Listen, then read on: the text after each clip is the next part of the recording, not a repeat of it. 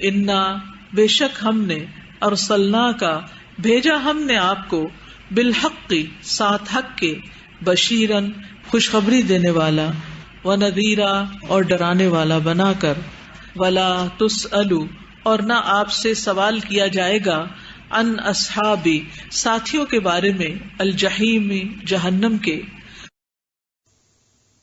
انا ارسلنا کا بے شک بھیجا ہم نے آپ کو بالحق کے حق کے ساتھ بشیرن خوشخبری دینے والا. بشیر کا لفظ جو ہے بے شین رے سے ہے, بشارت, بشر سے بشارت خوشخبری دینے والا. اور یہ بھی کس کے وزن پر ہے؟ فاعل کے وزن پر, یعنی مبالغے کا معنی پایا جاتا ہے, یعنی خوش کر دینے والا.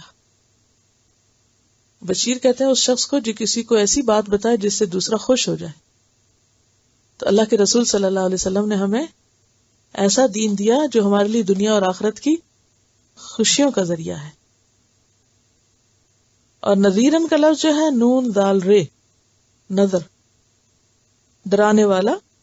اور اس کا مطلب ہوتا ہے کسی کو باخبر کرنا اور محبت کے ساتھ ڈرانا, یعنی خوف زدہ کرنا نہیں ہے معنی اس کا.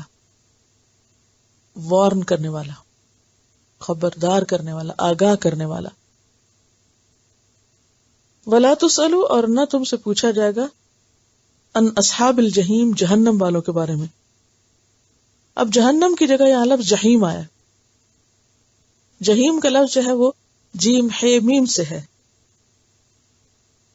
جہم کہتے ہیں شیر کے گھورنے کو, تیز نگاہوں سے دیکھنے کو. یعنی شیر کی کبھی آنکھ دیکھی آپ نے؟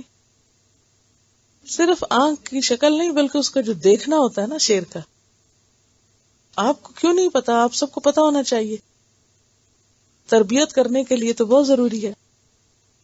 کیا کہتے ہیں, ہاں ماں باپ کے لیے یہ حکم ہے کہ کھلاؤ سونے کرنے والا اور دیکھو شیر کی آنکھ سے. تو یہ تو آپ سب کو پتا ہونا چاہیے.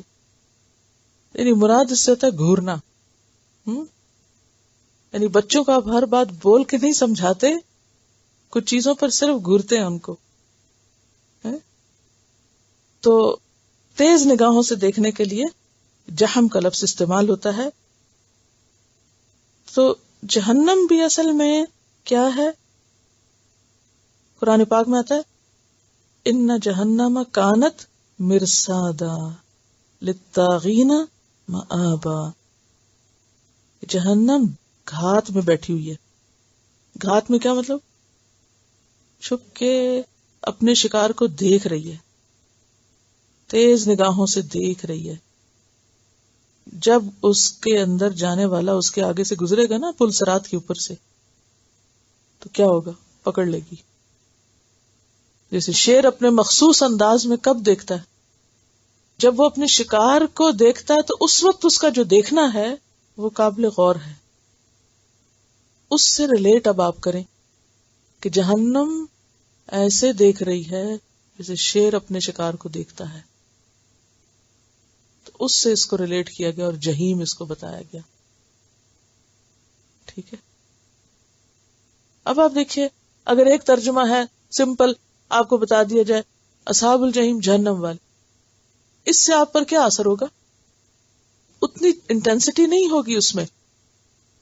لیکن جب جہیم لفظ بولا جائے, گھورنے والی, تو اگر آپ کو سمجھ آ جائے جہیم کی اور شیر کیسے گھورتا ہے کہ دیکھ کے ہی ڈر لگ جائے, تو وہ گھورنا جو ہے جہنم کا, یعنی جہیم کیا گھور رہی ہے, تاک میں, گھات میں ہے, کوئی بچ کے نہیں نکل سکتا, سب کو سکین کر رہی ہے.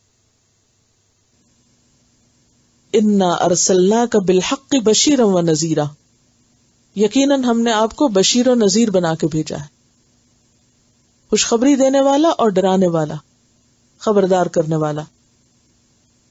یعنی آپ کو ہم نے سونے کے گھر بنا کر اور دنیاوی رونقوں کے ساتھ نہیں بھیجا. ہم نے آپ کو دنیاوی مال و متاع نہیں دیا. کیا دیا ہے؟ رسالت دی ہے. انا ارسلناک بالحق, حق دیا ہے, بشیرا و نذیرا بنا کے بھیجا ہے. ولا تسأل عن اصحاب الجحیم, اور تم سے جہنم والوں کے بارے میں نہیں پوچھا جائے گا. یعنی جو نہیں مانتے نہ مانے، خود ہی سزا بھگتیں گے، آپ کا کوئی قصور نہیں اس میں. اگر یہ ہدایت پر نہیں آتے، حق کی بات نہیں مانتے، یہ خود جواب دہ ہوں گے. اب دیکھیے کہ تورات میں بھی آپ کے بارے میں اسی قسم کے الفاظ ملتے ہیں کہ آپ صلی اللہ علیہ وسلم کا مقام کیا تھا، آپ کی کیا تعریف ہے. بخاری کتاب التفسیر میں یہ حدیث موجود ہے، جس کی عربی ٹیکسٹ میں آپ کو پڑھ کے سناؤں گی. بہت ہی خوبصورت نشانی ہے آپ کے آمد کے بارے میں جو الفاظ آئے. یا ایھا النبی انا ارسلناک شاہدا ومبشرا ونذیرا وحرزا للأمیین انت عبدی ورسولی سمیتک المتوکل لیس بفظ ولا غلیظ ولا صخاب فی الاسواق ولا يدفع بالسیئۃ السیئۃ ولکن یعفو ویغفر ولن یقبضہ اللہ حتی یقیم بہ الملۃ العوجاء بأن یقولوا لا الہ الا اللہ ویفتح بہ اعینا عمیا وآذانا صما وقلوبا غلفا. عطا بن یسار کہتے ہیں کہ ابن عمر سے روایت ہے کہ رسول اللہ صلی اللہ علیہ وسلم کی یہی صفت اللہ تعالیٰ نے تورات میں بیان کی ہے. کیا ترجمہ ہے؟ اے نبی، ہم نے تم کو گواہ بنا کر بھیجا، تم جنت کی خوشخبری سنانے والے، عذاب سے ڈرانے والے ہو، میرے بندے اور رسول ہو. میں نے تمہارا نام متوکل رکھا ہے، نہ بد مزاج نہ سخت دل، نہ بد مزاج نہ سخت دل، جو بازاروں میں چلا کر پھرنے والا ہو. یعنی آپ بازاروں میں شور مچانے والے نہیں. اس سے کیا پتہ چلتا ہے؟ یعنی آپ ایک بہت ہی خوبصورت شخصیت کے مالک تھے، بہت ہی با اخلاق اور سلجھے ہوئے. نہ بدی کا بدلہ بدی سے دینے والے، بلکہ معاف کرنے والے اور درگزر کرنے والے. میں اس وقت تک تمہیں فوت نہ کروں گا جب تک دین پھیل نہ جائے اور آپ کے ذریعے لوگ مسلمان نہ ہو جائیں اور اندھی آنکھیں کھل نہ جائیں، بہرے کان سننے نہ لگ جائیں، زنگ آلود دل صاف نہ ہو جائیں. اور یہ کام آپ نے کیا. تو نبی کا یہ کام ہوتا ہے، وہ اس کا کام یہ نہیں ہوتا کہ دنیا میں آ کے بڑی بڑی جاگیریں بنائے یا باغ لگائے اور وہ لوگوں کو کرشمے دکھاتا رہے، کرتب دکھاتا رہے. تو اس کام کے لیے پیغمبر کو بھیجا گیا ہے. تو انا ارسلناک بالحق، ہم نے آپ کو حق دے کر بھیجا. اور حق کی جو قیمت ہے وہ دنیا کی ہر دولت سے بڑی ہے. اگر کسی کے پاس ساری دنیا بھی ہے نا اور سچائی نہیں، ہدایت نہیں، تو فقیر ہے وہ انسان. اور اگر کسی کے پاس حق ہے اور اس کے پیٹ میں کھانا نہیں تو خوش قسمت ہے وہ انسان کہ وہ حق کے ساتھ.